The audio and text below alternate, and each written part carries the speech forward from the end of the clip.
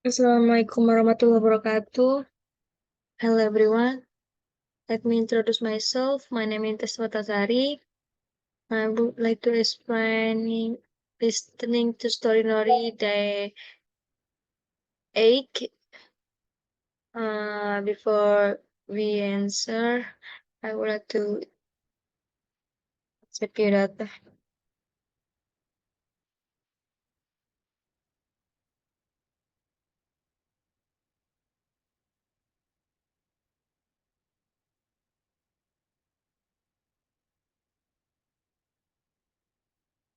Okay, we will listen audio tag of listening to story 8 titled Philip Ghost Story.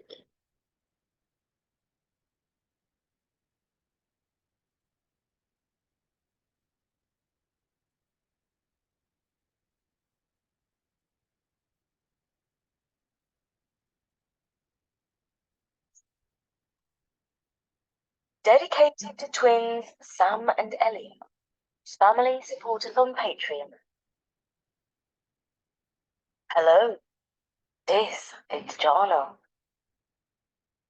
Now, I have to let you know that I love a good ghost story.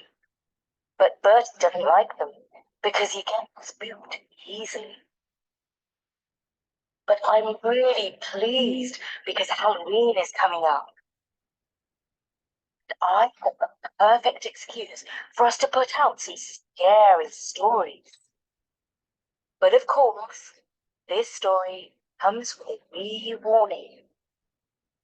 If you don't like being scared, don't listen. Got loads more non-scary stories that you can listen to anytime you like on storynori.com.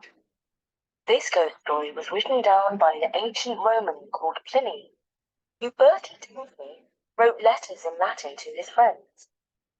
In one letter, Pliny asked a Roman senator if he believed in ghosts, and then went on to tell him this story.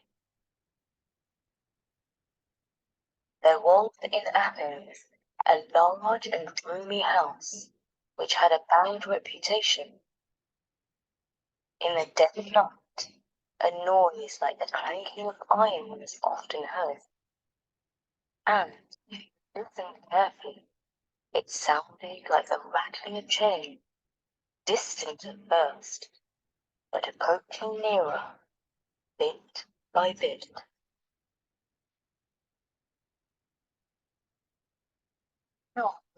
A spectre appeared in the form of an old man of extremely thin and dirty appearance, with a long beard and messy hair, rattling the chains on his feet and hands.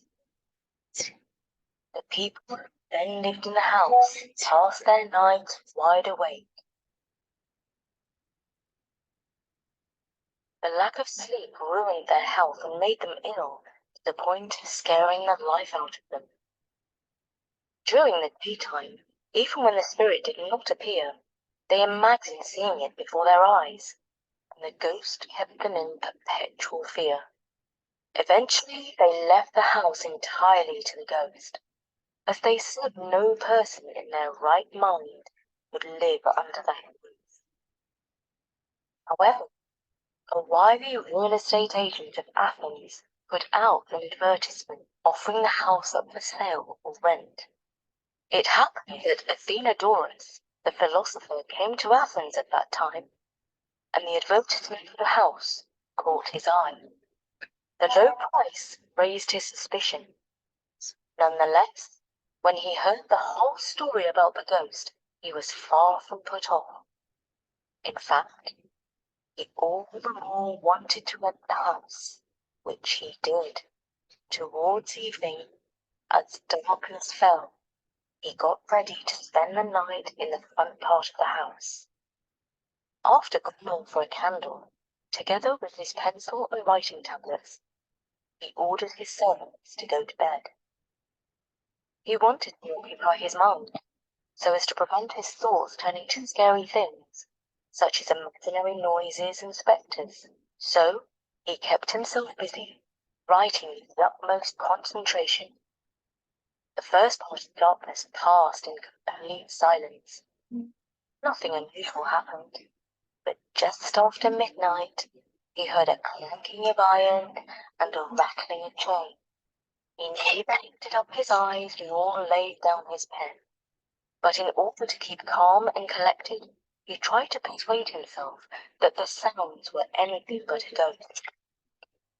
The noise increased and advanced nearer till it seemed at the door, and at last he looked up and recognized the ghost as it had been described to him. It stood before him, beckoning with its finger like a person who summons another.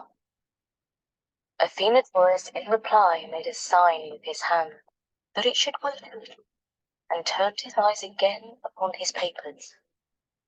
The ghost then rattled its chains over the head of the philosopher. Athenadorus, looking up and seeing it beckoning, immediately arose, and candle in hand, followed it. The ghost slowly stalked along, as if weighed down by its chains, and turning into the courtyard of the house, suddenly vanished. Athenadorus, now being left alone, made a mark with some grass and leaves on the spot where the spirit had left him. The next day he reported to the magistrates and advised them to order that the spot be dug up. When this was done, the skeleton of a man in chains was found there. Bones were collected together and publicly buried, and the ghost, having been appeased by the proper ceremonies, haunted the house no more. And that is an ancient ghost story from the time of Rome under the Emperor Trajan. It was written by Pliny the Younger. And I'm delighted to dedicate this story to Sam and Ellie, who have just turned 5. Happy birthday, Sam and Ellie. Their parents, Hannah and Adam, write, they wait each week for a new episode and often eagerly listen to old stories again and again. Last summer we started with a commune of cats, which quickly became a family favorite. Then we listened to The Strangest Flight several times. We are very into Katie these days as well as Gilgamesh. Well, Sam and Ellie, I hope you are also into scary stories. We really do wish you a very happy birthday. And thank you so much for supporting Storynori on Patreon. For now, from me, Jana, at storynori.com. Sleep well.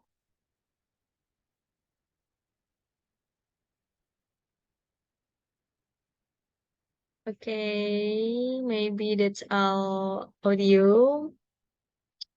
Maybe that's all for me.